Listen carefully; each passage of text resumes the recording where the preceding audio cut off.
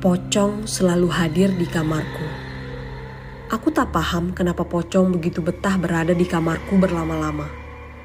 Yang aku heran, dia akan keluar kamar kalau subuh menjelang.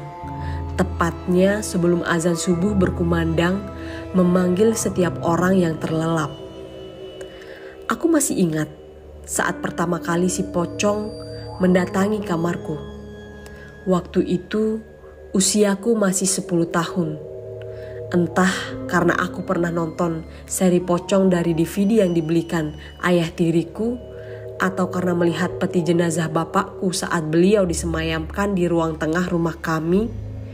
Semuanya serba kemungkinan, karena keadaan itulah yang aku ingat. Si Pocong mengendap-endap masuk ke kamarku. Aku pun heran lagi, kenapa si Pocong mengendap-endap? Seharusnya kan dia melompat karena kakinya masih ketutupan kain kafan yang diikat dengan sehelai kain putih. Pertama kali didatangi, aku begitu ketakutan hingga tak berani berteriak. Bukan tak berani, mau keluar meski dipaksa. Keringat dingin pun membanjiri tubuhku hingga membasahi sprayku yang bergambarkan Spider-Man yang sedang mengeluarkan jaring laba-labanya. Aku tahu yang datang itu si Pocong karena ekor mataku sempat melirik ke arah pintu kamar yang membuka. Dia mengendap seperti takut jejak langkahnya terdengar. Kain yang menutupi tubuh si Pocong sudah kelihatan kumal. Demikianlah bayanganku, walau tak begitu melihat karena tersamar oleh buramnya lampu kamarku. Cuma dari baunya yang apek yang membuatku membayangkan kalau kain yang dipakai si Pocong itu sudah kumal. Kututupi wajahku dengan guling serapat mungkin dan berharap itu semua hanyalah mimpi buruk. Aku berusaha membayangkan hal-hal yang menyenangkan untuk menepis rasa takutku yang mendalam dan berharap pagi segera menjelang. Namun usahaku tak berhasil. Si Pocong terus mendekati tubuhku yang terbaring. Oh my God, I'm gonna die, pikirku sambil menangis ketakutan. Suara tangisku pun nyaris tak terdengar.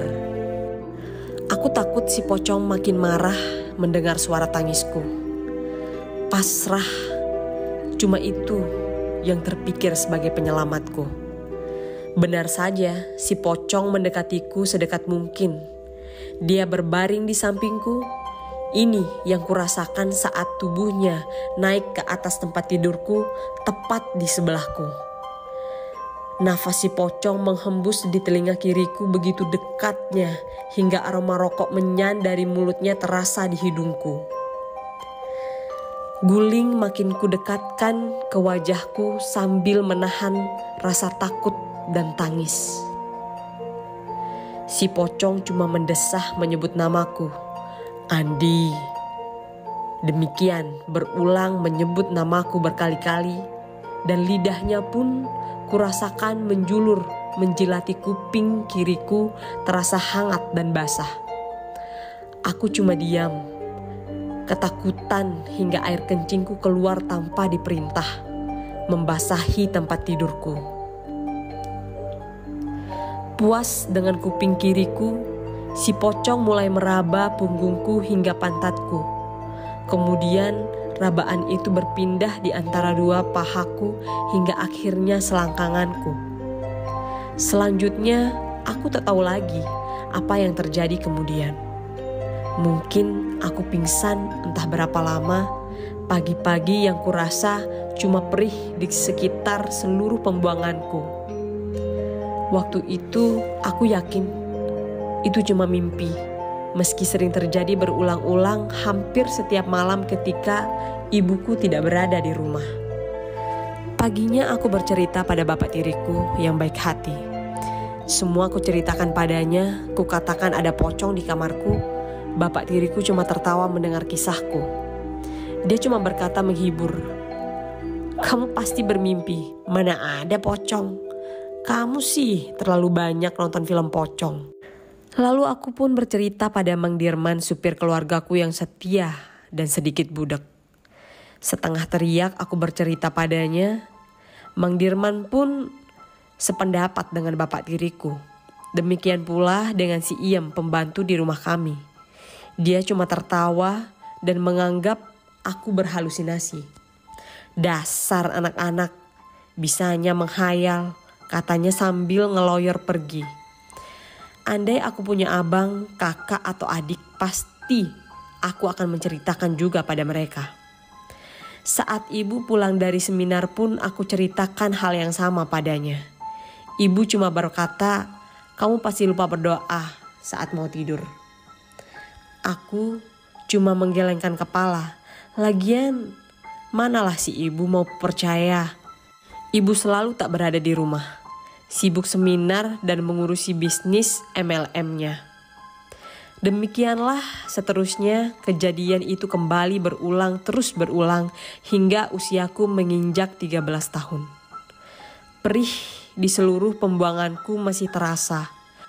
Rasa takut pun menjadi temanku setiap malam. Tapi ini tak bisa berlangsung terus-menerus. Aku harus mengakhirinya. Si pocong harus diberi pelajaran. Suatu malam saat ibu sedang di Makau, si pocong pasti kembali datang. Saat itu sudah kupersiapkan sebilah pisau yang kuambil dari dapur. Kusembunyikan pisau itu di balik bajuku sambil tidur seperti biasa, dengan agak menelungkup dan guling menutup wajahku. Tepat tengah malam si pocong mengendap dan segera berada di sampingku. Semua perlakuannya kembali terulang seperti saat pertama kali dia melakukannya. Sebelum jauh dan lepas kendali, pisau dapur yang kugenggam segera kuhujani ke perut si pocong itu. Aku harap dia mampus 2 kali. Tanpa berhenti, pisau itu terus kuhujani ke tubuh si pocong. Si pocong tak lagi mendesah, cuma suara kesakitan yang kudengar. Makin lama, makin lemah, hingga tak terdengar lagi.